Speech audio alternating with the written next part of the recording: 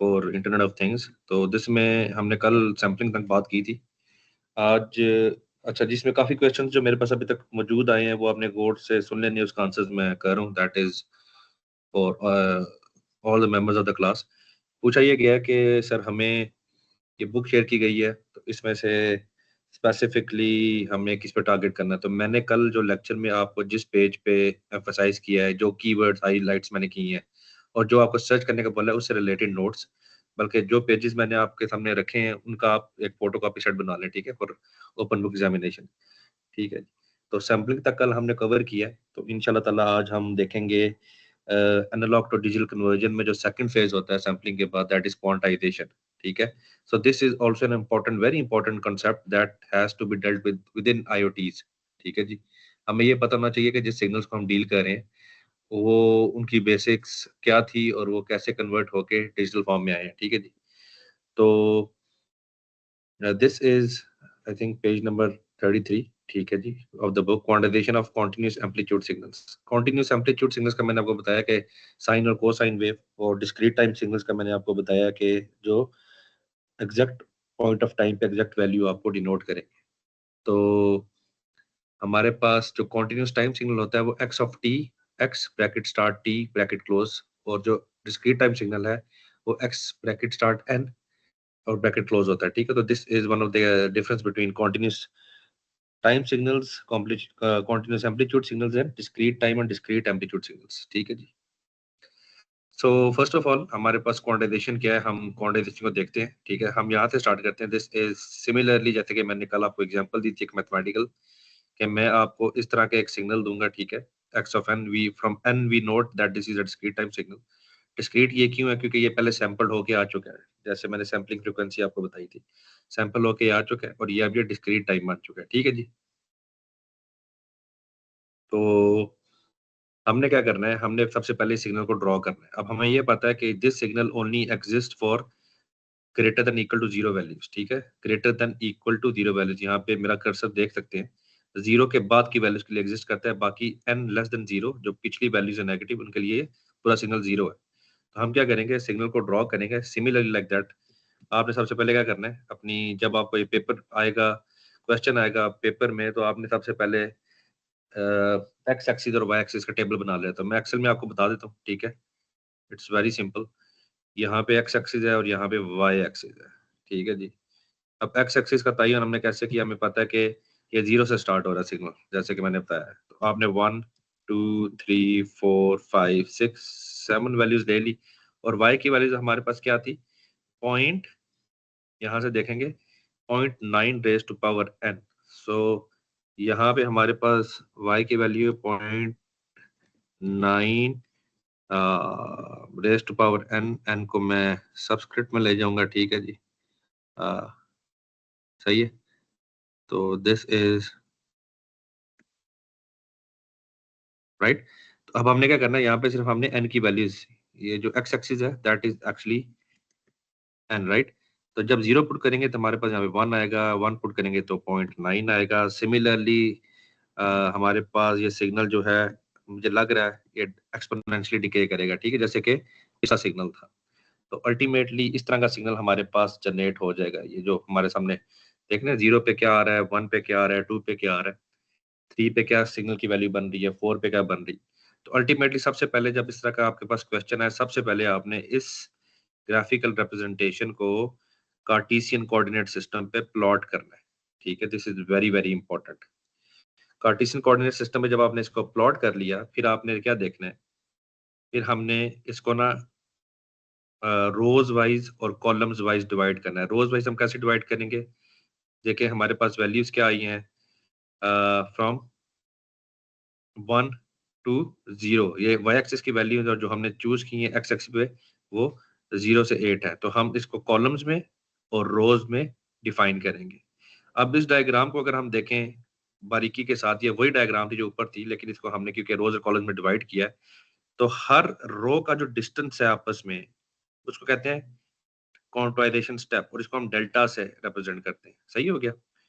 और जो ये रोज हैं, these are levels of quantization. ठीक है, ये आपने याद करना है हमेशा कि एज इट इज किसी भी एनालॉग सिग्नल को जब आप सैम्पलिंग फ्रीक्वेंसी के बाद क्वांटाइज करते हैं, तो these are the things you have to remember. इसके अलावा ये जो वाई एक्सिस है ये रेंज ऑफ क्वांटाइजर है, ठीक है जी।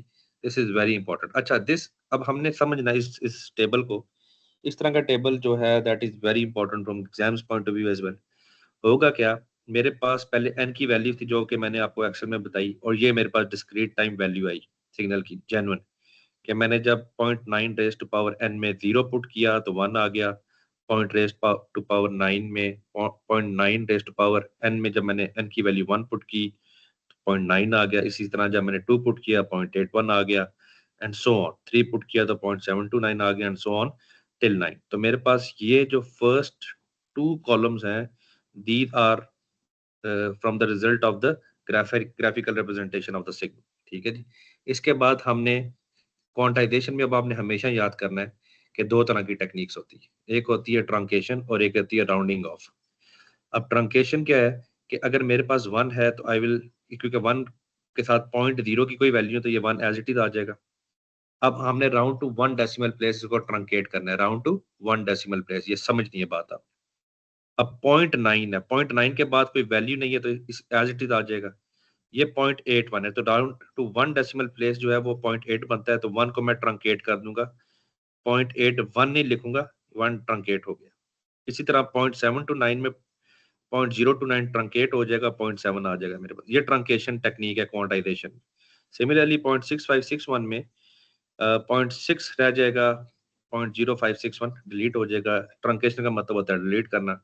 इस तरह 0.59049 में हमारे पास 0.5 रह जाएगा, इसी तरह यहाँ पे भी 0.5 रह जाएगा, 0.4 रह जाएगा, 0.4 और 0.3, ठीक है। ये होगी truncation, very simple technique of truncation, ठीक है। लेकिन राउंडिंग टेक्निक जो है ना क्वांटाइजेशन की, दैट इज डिफरेंट। ये अब आप देखेंगे 4th कॉलम में राउंडिंग टेक्निक है। इसको आपने कैसे यूज करना है, यूटिलाइज करना है, ये अब आप समझें। हमारे पास 1 है, that comes as it is. 0.9 है, that comes at is is. अब 0.81 है, अब क्योंकि 0.01 जो है ये 5 से कम है, ये वाला 1, तो इसको हम 8 ही रहने देंगे। सिमिलरली 0.729, ठीक है, 0.729 में ये 0.025 से कम है तो इसको हम 0.7 ही रहने देंगे, ठीक है। लेकिन यहाँ पे द सिनेरियो इज डिफरेंट। यहाँ पे 0.65 है, ये 5 क्योंकि 5 इक्वलेंट और 5 से ग्रेटर, मतलब हम इसको कंसिडर करेंगे तो हम इस 0.6 को 0.7 कर देंगे। सिमिलरली आप देखेंगे ये 0.59 है, this 9 is greater than and equal from 5, तो ये 0.6 हो जाएगा, ये 0.6 आ गया। इसी तरह ये 0.53 है, this will remain as 0.53 because 3 is less than 5। इसको राउंडिंग ऑफ करें, ये 0.47 है, ये 0.5 हो जाएगा, ये 0.43 है, ये 0.4 ही रहेगा, ये 0.38 है, तो due to this 8 this will come to 0.4। तो हमारे पास राउंडिंग और ट्रंकेशन आपके पास अब वायबल टेक्निक आ गई है कि आपने इसको राउंड और ट्रंकेट कैसे करना है, ठीक है जी। इसके बाद आपने इसका एरर निकालना है। अब ये जो इसने एरर निकाला है ये सिर्फ राउंडिंग के लिए निकाला है कि ओरिजिनल सिग्नल क्या था, ये ओरिजिनल सिग्नल है, और राउंडिंग से सब्ट्रैक्ट किया तो हमारे पास क्या एरर आया। इसी तरह मैं आपसे पूछ सकता हूँ कि आप क्वांटाइजेशन का ट्रंकेशन एरर निकालें, उसमें आपको इस सिग्नल को इस सिग्नल से सब्ट्रैक्ट करना है, ठीक है, इस रो से जहाँ पे मेरा कर्सर मूव हुआ है। जो ये वाला लास्ट है ये इसने राउंडिंग के लिए निकाला है, तो आपको मैं ट्रंकेशन के लिए भी एक एरर पूछ सकता हूँ। तो this is very important technique जो कि आपने याद करनी है, ठीक है। तो अभी अभी के लिए आपने सिर्फ इसको राउंडिंग और ट्रंकेशन को अपने ध्यान में रखना है। Chapter number 2 is about systems, is not very hard. मैं आपको कुछ बातें बताना चाहूंगा, ठीक है। जो मैं बातें कह रहा हूँ सिर्फ आपने उस पर फोकस करना है, ठीक है, और इसी को रीड करना है ये क्लास टाइम, होमवर्क टाइम, ठीक है जी।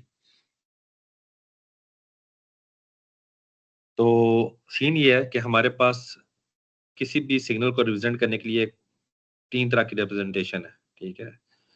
पहली रिप्रेजेंटेशन है फंक्शनल रिप्रेजेंटेशन, जिसका मैंने एग्जांपल आपको पिछले फर्स्ट चैप्टर में किया है कि आपने 0.8 रेज टू पावर एन या 0.9 रेज टू पावर एन को कैसे रिप्रेजेंट करना है, ठीक है जी, दैट इज वेरी सिंपल।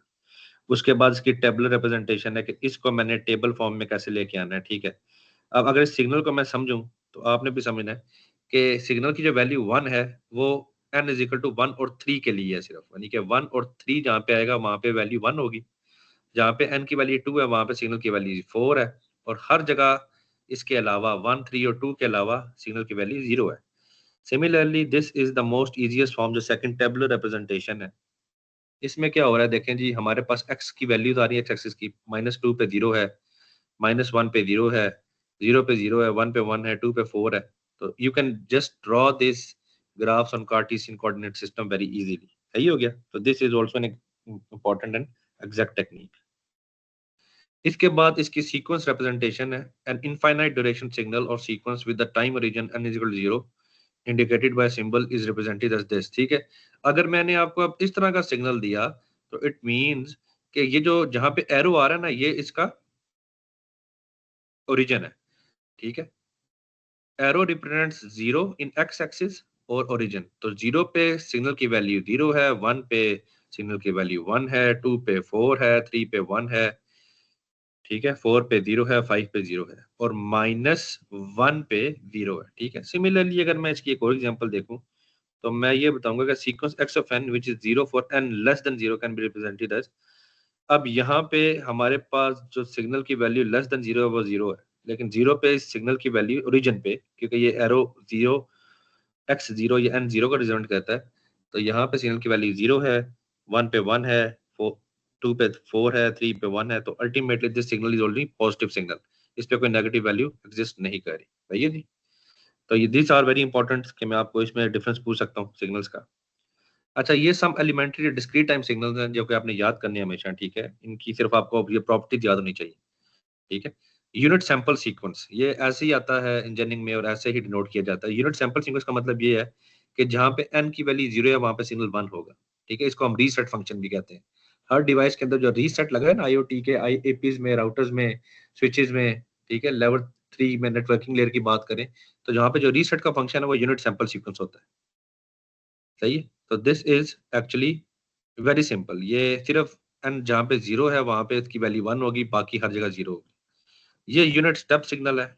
ये होता है 1 for n greater than equal to 0, मतलब 0 पे भी 1 है, 1 पे भी 1 है, 2 पे भी 1 है, 3 पे भी 1 है, मतलब दिस इज वेरी इंपॉर्टेंट। ये अब आपको एग्जांपल साथ दे रहा हूँ मैं। ठीक है, ये यूनिट जो पहला था हमारा यूनिट सैंपल सीक्वेंस वो इस तरह का है, हर जगह 0 है लेकिन 0 पे 1 है। जो यूनिट्स ये स्टेप सिग्नल है, ये देखें n 0 से लेके अगली सब वैल्यूज के लिए 1 है। ठीक है, इस तरह यूनिट रैप सिग्नल है, that is n for n greater than equal to 0। तो ये लीनियरली इंक्रीज करने वाला सिग्नल है। ठीक है, सिमिलरली 0 1 2, ये 0 n की वैल्यू 0 है तो 0, n की वैल्यू 1 है तो 1 है, n की वैल्यू 2 है तो सिग्नल की वैल्यू 2 है। तो आप कार्टेशियन कोऑर्डिनेट सिस्टम, जिसको आप 2 डायमेंशनल ग्राफ्स कहते हैं, उसमें आप इसको ड्रॉ कर सकते हैं आसानी के साथ। सही है जी, this is very important as well. अच्छा जी, जहाँ पे मैं जो चीज़ पे फोकस करना चाह रहा हूँ अकॉर्डिंग टू द कंटेंट, आपने उसी पे फोकस करना है। ठीक है, I will not be very extensive in speaking, क्योंकि ये ऑनलाइन क्लास है, इसमें सिर्फ मैं ही बोल रहा हूँ। तो टाइम जो है that sticks to very limited portion. ठीक है। अच्छा जी, हमारे पास सिमेट्रिक और एंटी सिमेट्रिक सिग्नल्स हैं। ये आपके लिए बहुत इंपॉर्टेंट है आईओटीज में कि ये सिमेट्रिक सिग्नल क्या होता है। Even for the software engineering students मैंने देखा है कि फॉर मास्टर्स और PhD, even for the job, आपके ये सिमेट्रिक और एंटी सिमेट्रिक सिग्नल्स के बारे में पूछा जाता है। ठीक है, तो ये एक एग्जांपल है सिमेट्रिक सिग्नल की, कि शीशे से अगर आप ओरिजिन को शीशा कंसीडर करें तो इसके इस पार राइट हैंड साइड पे और लेफ्ट हैंड साइड पे भी सिग्नल वैसे ही है जैसा लेफ्ट हैंड साइड पे। तो आई कैन आस्क इस तरह का जो रिप्रेजेंटेशन है सिग्नल्स की, वो सिमेट्रिक है या एंटी सिमेट्रिक है। Similarly this point B is an example of odd signal that is anti symmetric, के ये इस ओरिजिन के उस पार वैसा नहीं है, लेकिन ये इसकी रिफ्लेक्शन थर्ड क्वाड्रेंट में आ रही है। तो this is very important as well. सही हो गया। हाँ, इसके ऊपर इसके बाद एक कंसेप्ट है जो कि आपने हमेशा, जो लास्ट कंसेप्ट है मैं आपको बताना चाहूंगा। ठीक है, वो आपने याद करना है, और ये भी पेपर पॉइंट ऑफ व्यू से वेरी इंपॉर्टेंट है। अभी एग्जांपल है इसके लिए। ठीक है, transformation of independent variable time. A signal x of n may be shifted in time, ठीक है, by replacing the independent variable n by n minus k, where k is an integer. If k is a positive integer, the time shift results in a delay of the signal. ठीक है, ये this is a very very important, आपने इसमें ना focus करने की। ये line क्या है? इफ के इज अ पॉजिटिव इंटीजर, मतलब यहाँ पे अगर ये पॉजिटिव है, n प्लस के है, तो अगर n प्लस के आ गया तो हम हमारा जो सिग्नल है वो डिले होगा। ठीक है, अगर n माइनस किया तो हमारा सिग्नल जो है एडवांस होगा। वो कैसे होगा मैं आपको करके बताता हूँ यहाँ पे। सपोज मेरे पास एग्जांपल है, एक signal x of n is graphically represent illustrated in figure 2.9a। ये मेरे पास सिग्नल है 2.9a, ठीक है। ये स्टार्ट हो रहा है -5n से और जा रहा है पॉजिटिव n4 पे, ठीक है जी। तो वो कहते हैं सबसे पहले इसको आप n-3 करें। अब n-3 का मतलब हमने ऊपर पढ़ा है एडवांस होगा सिग्नल, ठीक है। तो एडवांस का मतलब ये है कि ये सिग्नल जो है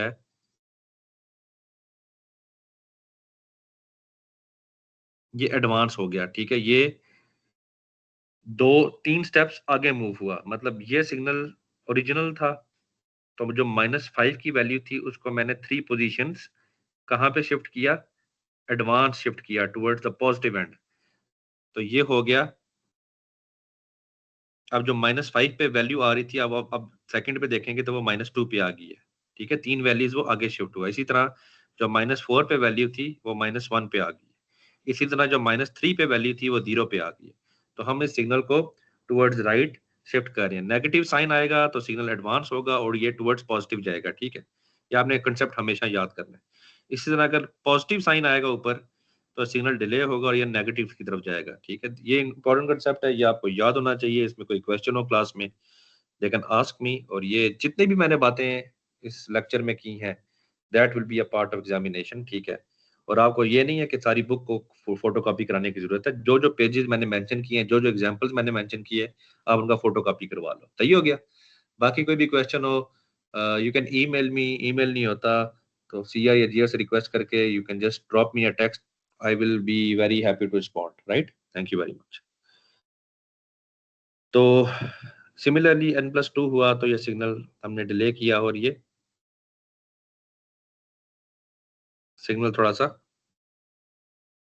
टुवर्ड्स नेगेटिव एक्सिस चला गया। जो -5 पे वैल्यू थी वो -7 पे चले गई है, ठीक है। इसी तरह आप कंपेयर कर दीजिए, जो -4 पे वैल्यू थी वो कहाँ पे जानी चाहिए, वो -6 पे जानी चाहिए। तो ये 2 वैल्यूज एडवांस हो गया। तो these are the important components from the curriculum. इसको आपने देखना है, समझना है और परेशान नहीं होना है। ये आई होप कि अगर आप you just give it 2 hours reading time properly और इसी बुक पे या इसी नोट्स पे आप बैठ के लेड पेंसिल से इसको सॉल्व करें, इसको समझें, तो आपके लिए पेपर सॉल्व करना बहुत आसान हो जाएगा, ठीक हो गया। तो with this I will just and it and if you have any question you can come to me later on.